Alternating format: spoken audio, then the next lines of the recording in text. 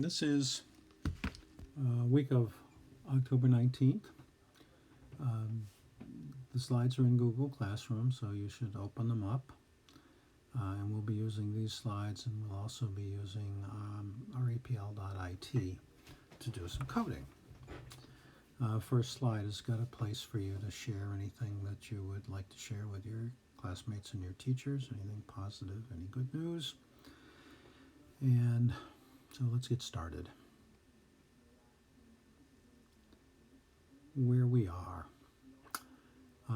We finished compound data types. So now we're doing Python functions. Right there. So, Python functions. A function is a named block of related code.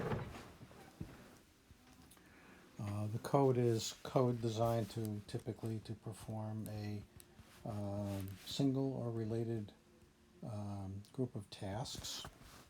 Functions are typically short. You don't normally find functions that are hundreds or thousands of lines long.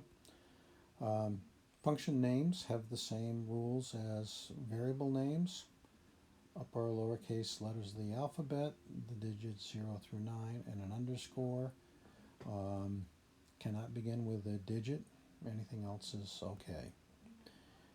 Functions include an optional docstring. We'll talk about that.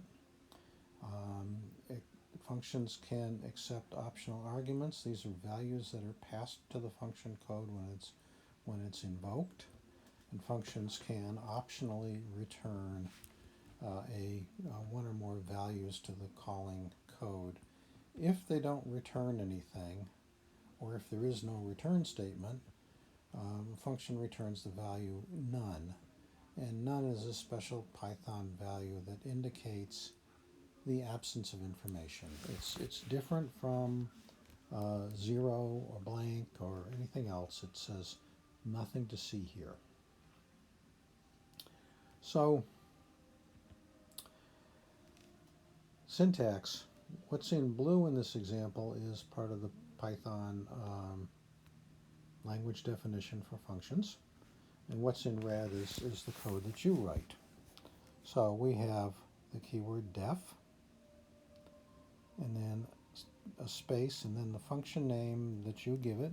Again, anything that meets the variable rules, as long as it doesn't conflict with a variable that's also in your code, because if you create a variable and then create a function, the function obliterates the variable. Just the same way if you create a variable and then do it a second time with the same name, it obliterates the first one.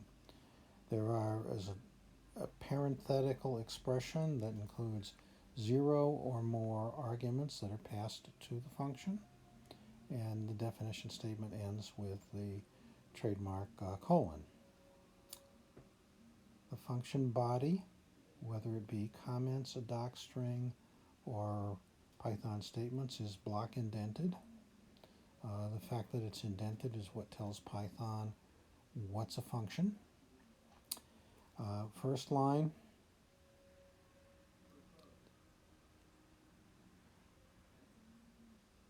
is the docstring. It always appears first after the function definition. It's enclosed by triple quotes. It can contain anything, any text you want inside it. Its purpose is to provide a description, a very brief description of the purpose of the function, and additionally, if you like, what its inputs are and what its outputs are. But you'll see in the next example. Then there's one or more blocks of code that are, or lines of code that are executed to perform the task that this function is designed to do. Finally, there is a optional return statement that begins with the Python keyword return and includes one or more values to be returned to the calling code. Why? Well, functions promote organized logical code by grouping the code to perform a single task in one place separate from the rest of your code. You know, the Python interpreter can deal with all kinds of obfuscated and confusing code, but excuse me, code's also read by human beings, and the more you can do to present it in an organized way, the better chance someone else has a chance of understanding it, and the better chance you have a chance of understanding it and making sure that it's logically correct. Functions can be called repeatedly, so if you have a function that performs some basic operation, like converting from Fahrenheit to centigrade, or from polar coordinates to Cartesian coordinates, or calculating an average, or printing an important message, you write that code once, give it a function name, and you can call it from anywhere in your program. You've already seen functions. The Python language includes some built-in functions. For example, the function len, when you call it and give it the name of a variable, it calculates the length of the variable. So if you give the len function a string as an input, it will return an integer that represents the number of characters in the string. If you give it a list, a set, a tuple, a dict, it'll return the number of items in that list, set, tuple, dict. Another example of a function is the print statement, which takes one or more arguments, attempts to format them into a string and print it to the console. Print does not return a value, so the print statement will return the value or non-value, none. So, example. And this is a mind-numbingly simple example. We have the first line, the function statement, which is the keyword def, the function name, which is multiply, in the parentheses are an a and a b. Those are arbitrary variable names that are placeholders for the values that the function's given when it's called.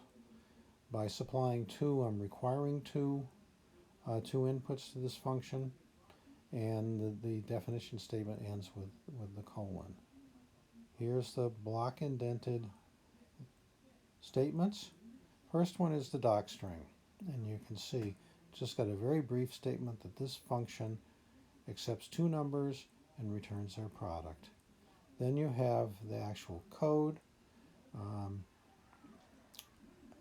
The first code statement takes whatever values are provided for a and b when the function's called, assigns them to the function variables a and b, evaluates the expression a times b into a numerical value, and assigns that result of that calculation to the variable product. And then the last statement just says, okay, return the results of my calculation of the calling program. So that's the definition. How's it invoked? Well, we call multiply. We provide the parentheses. Since it requires 2 arguments, we give it 4 and 5. When the function executes, it calculates the product of 4 and 5, assigns it to the variable product, and then returns it to the calling program. And when I say returns, I mean that this function call right here evaluates to the return value. So it evaluates to, in this example, to 20. And then you have an equal sign to assign that to a variable which I've called result. And then having done that, your program can now use that result. So I said print result, and it will print 20, which is the value of the variable result, which is the value that was returned by the function. So that's a very simple function. What I would like you to do is, using repl.it or any other Python environment you're comfortable with, write a function that takes a single argument, probably a string, and prints it. You can give the function a name of your choice. The function definition must include a docstring to satisfy me, not to satisfy Python. So typically you're going to have the function definition statement, the DEF statement, a docstring, which is probably going to be pretty abbreviated, and a print statement. This function doesn't need to return a value since its primary function is to print something, so the third statement would be a print statement. So try that. We'll come back after you've had a chance to work on that and see how it all worked out. And that's all.